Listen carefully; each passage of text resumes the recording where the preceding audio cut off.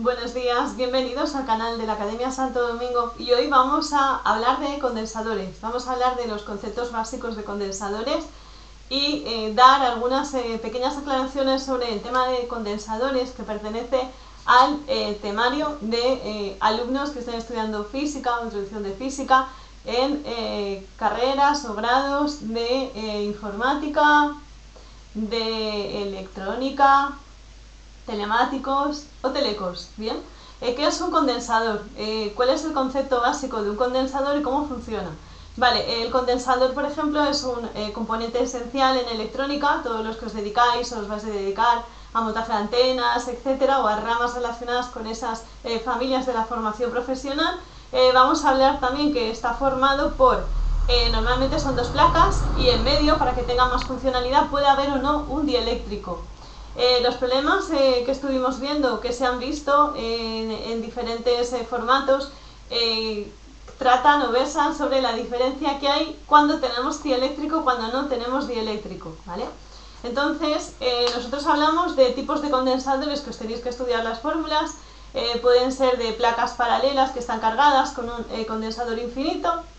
Puedo hablar de un condensador en forma de esfera que va o no conectado a tierra. Puedo hablar de un condensador en forma de cilindro, en forma de cable infinito, etcétera, ¿vale? Esferas, cuadrados, que son placas cargadas a una distancia, se juega con la distancia.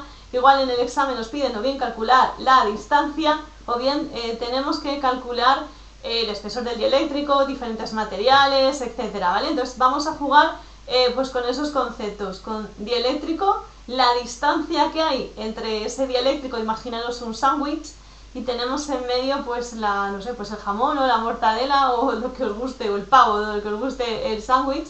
Entonces los panes serían las placas del condensador, que suelen ser metálicas, y luego en medio tendremos, que sería en este caso pues el companaje o el fiambre, tendríamos que eso sería el condensador, ¿vale? Sabéis que el queso puede ser o más gordo o más fino, pues eso sería el condensador. Jugaríamos con el espacio que ocupa ese queso o ese fiambre o esa mortadela, lo que sea, para saber la distancia a la que separamos o tenemos que juntar las placas de ese condensador para variar su capacidad.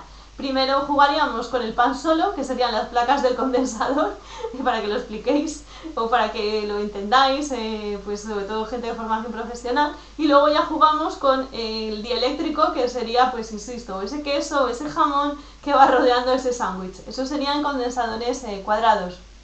Luego pasaríamos a ver condensadores con forma de esfera, que ya pues esa esfera se conecta no a tierra, puede tener esferitas, mini esferas dentro, y cada una tiene pues una capacidad diferente, o puede tener dieléctrica, o puede sí, o no tener dieléctrica, o pueden ser concéntricas o paralelas o que giren, gustos y colores infinitos. Y los cilindros igual, pueden ser de longitud infinita, que es simular un cable pues en pequeña escala o en grande escala, ¿vale? No os olvidéis de esos videojuegos de realidad aumentada o disminuida, y a partir de ese cable concéntrico, que no deja de ser pues cualquier cable que tenemos a nuestra disposición, de un cargador móvil, estoy viendo aquí, ¿no? o de cualquier aparato eléctrico.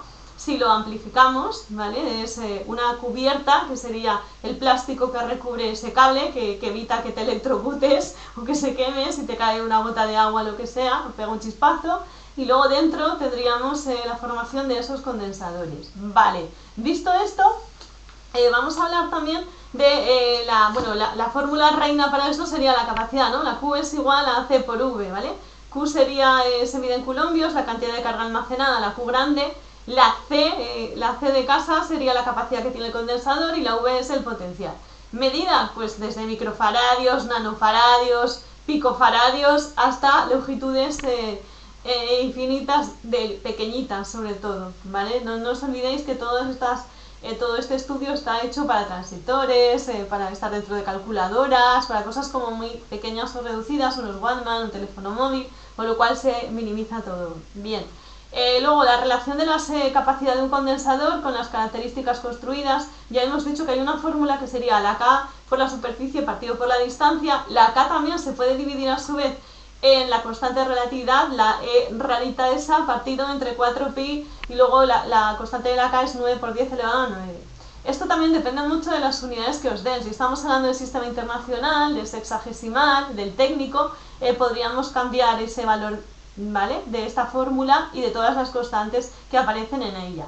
Luego tenemos otra peculiaridad que sería esta arrugadita, que dependerá de cada material, de las características que tenga ese material, pues manolécticas, técnicas, etcétera, pues variará. No es lo mismo, por ejemplo, la del aire es 1, pero si hablamos de vidrio, pues ronda de 5 a 10, dependiendo del tipo de vidrio. Si tiene capa de aire, si no, si va con color, etcétera, ¿vale?